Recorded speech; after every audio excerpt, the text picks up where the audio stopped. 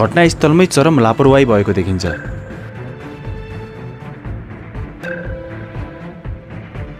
सरकारवाला निकायले दोषी पत्ता लगाउनुभन्दा लुकाउन खोजे जस्तो देखिन्छ। 7-7वटा उच्च स्तरीय छानबिन समिति बनिसकेका छन्। 5-5वटा गृहमन्त्री परिवर्तन भइसकेका छन्। हाम्रो कोही छैनन् मान्छे भनेर त्यसले भने हो। महु बलात्कारी भन्दा पनि दोषीलाई कारबाही भएन। त्यहाँ लगेर जबरजस्तीकरण मैले तिनको सम्भव गरे।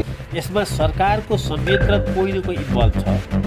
त्यसै कारणले यसको अहिलेसम्म छानबिन भएको छैन। छानबिन जस्तो मात्रै भएको हो।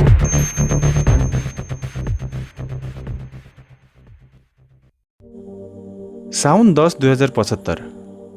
13 वर्षकी निर्मला पन्त कक्षा 9मा पढ्थिन्। उनी घरकी माइली छोरी थिइन्। बिहान 11 बजे अरू दिन जस्तै उनी साइकल चढेर आफ्नो साथी रोशनी बमको घर होमवर्क गर्न पुग्छिन्। उनकी आमा दिनभरि काम गरी घर पुग्छिन् र निर्मलालाई घर आउन अलि ढिला भएपछि उनले आफ्नो अरू छोरीहरूलाई सोचिन् निर्मला कहाँ छिन् भनेर। जवाफ आउँछ निर्मला रोशनीको घर गएकी छे, फर्केकी छैन। घरमा सबै प्रतीक्षा गर्छन् तर साँझ पर्दा पनि निर्मला घर पुग्दैनन्। धेरै ढिलो भएपछि साँझ 5 बजेतिर उनी आफै रोशनीको घर पुगेर सोधपुछ गर्न थाल्छिन्। उनी रोशनीको घर पुगिसकेपछि निर्मला खै भनेर सोद्धा जवाफ आउँछ निर्मला त यहाँबाट 2 बजे नै फर्किसकेकी थिए। कहिले कतै नजाने छोरी यसरी गायब हुँदा उनले वरपरका सबैलाई सोध्छन् तर सबैबाट जवाफ आउँछ थाहा छैन। त्यसपछि तिनले सोधपुछ गर्दै 6 बजिसकेपछि प्रहरीका त्यहाँ जान्छन् र प्रहरीले उनलाई उल्टै हप्काउँछन्। राईकी केटी अहिले 6 बजे खबर गर्ने हो, जे गरे पनि भोलि गराउनु, अहिले केही हुँदैन भन्नुभयो हैन। त्यो दिन कतैबाट सहयोग मिलेन। त्यो दिन त्यतिकै बित्यो। त्यसको भोलिपल्ट साउन 11 गते सबै मिलेर खोजी गर्न थाल्छन्। खोज्दै जाँदा अचानक 8:30 बजेतिर निर्मलाको साइकल भेटिन्छ र खोज्दै गर्दा 1 घण्टापछि निर्मलाको शव पनि भेटिन्छ। तर कुन अवस्थामा? अर्धशरीर नग्न थियो, जिउभरि नीलडाम। घटना हेर्दा छर्लङ्ग थियो कि त्यो बलात्कारपछि हत्या भएको थियो। शव भेटिएको आधा 1 घण्टापछि प्रहरी आउँछ घटनास्थलमा। यो फुटेजलाई एकचोटि ध्यान दिएर हेर्नुहोला। यो त्यति बेलाको ओरिजिनल फुटेज हो। हेर्दा सामान्य लाग्ला तर यसमा केही असामान्य घटना भएको छ।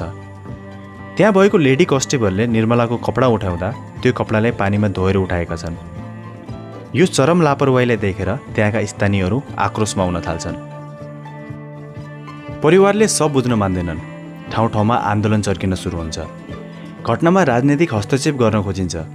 त्यति प्रेसर आइसकेपछि प्रहरीले हत्यारा पत्ता लगाउने आश्वासनपछि लिखित सहमति गर्न समेत तयार हुन्छ।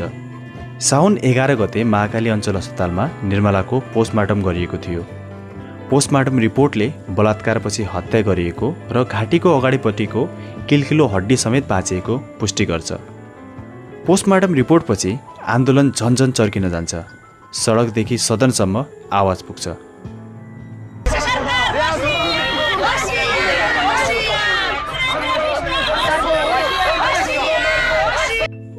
त्यसपछि प्रहरीले एकजना व्यक्ति दिलीप सिंह विष्टलाई निर्मलाको हत्यारा भनी पक्राउ गर्छ। अगाडिपट्टि तिनलाई बोकेर लगेर गए अनि त्यसपछि त्यहाँ जामुनको रुख र उखुबारी आयो। उखुबारीको राम्रो ठाउँमा लगे। त्यहाँ लगेर जबरजस्तीकरण मैले तिनको सम्भव गरे। तिमी त्यो जहाँ त्यो सडकबाट पारिपट्टि उसलाई केटीलाई लाने बेलामा त्यो खोला तर्ने बेलामा पानी कति आएको थियो खुट्टामा? घुँडाभरि थियो। घुँडाभरि मात्रै थियो। त्यसलाई तिमीले अगाडिपट्टि बोक्यौ कि पछाडिपट्टि बोक्यौ त्यो केटीलाई? पछाडि पिठीमा। पिठीमा बोक्यो? अनि त्यति बेला त पिठीमा बोक्यो भने ऊ कसरी बोक्न मान्छे त त्यहाँबाट कराइहाल्छ। सबैलाई त्यो लडाइँको अन्त्य भयो जस्तो लाग्छ किनकि हत्यारा भनी 41 वर्षीय दिलीप सिंह विष्ट पक्राउ परिसकेका थिए। तर केही समयपछि दिलीप सिंह विष्ट आफू मानसिक रूपले ठिक नभएका र त्यसैको उपचार गरिरहेका भन्ने कुरा बाहिरिन्छ। दिलीप सिंह विष्ट दोषी भन्ने कसैले पत्याउँदैनन्। कपिल ने बोल्ड आउट किया, तब सचिन ने एक बोल्ड लिया। देखो भाई, देखो मेरी बात सुन के हंसना नहीं, इसे झूठा मानकर फंसना नहीं। मैंने दोनों हाथों से ट्रेन को धकेला है, तीन तरफ से मेरा चेला है। यो सबै घटना भएको आजसम्म 8 वर्ष पुगिसक्यो तर दोषी भने अहिलेसम्म पत्ता लागेको छैन। केही बुद्धिजीवीहरूले यसमा कुनै ठुलै पहुँच भएको मान्छे संलग्न भएको कुरा पनि भनेका छन्।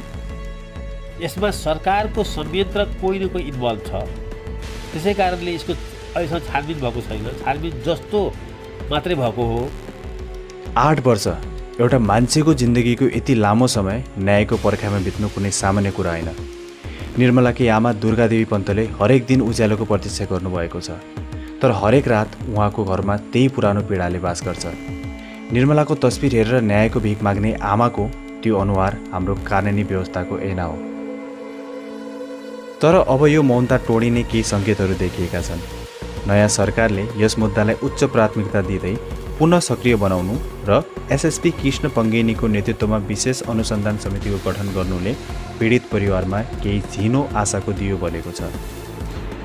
जस्तै भुलाएर नफर्काइदिनु र न्याय दिनु। यदि दिन सक्नुहुन्न भने हामी न्याय दिन सक्दैनौँ, तपाईँहरूलाई बरु मार्न चाहन्छौँ भनेर भनिदिनु होला। मेरो छोरी एउटा छोरीले बलात्कार भएर यसरी बितेर देश फर्किरहेको छ र मलाई पनि यति गोली हालेर रोक्नु। यो केवल एउटा सरकारी प्रक्रिया मात्र होइन, यो न्यायको अन्तिम परीक्षा हो। यदि यसपटक पनि सत्य बाहिर आउँदैन भने त्यो अन्यायको पराकाष्ठ हुनेछ। अन्त्यमा हामी एउटा आग्रह गर्दछौँ, यसपटक कुनै पनि राजनीतिक दबाव या प्रभाव बिना निष्पक्ष अनुसन्धान होस्। निर्मलालाई न्याय दिलाउनु हाम्रो मात्र होइन, राज्यको धर्म हो। आशा गरौँ निर्मलाको 8 वर्ष लामो यो न्यायको प्रतीक्षा यसपटक टुङ्गिनेछ।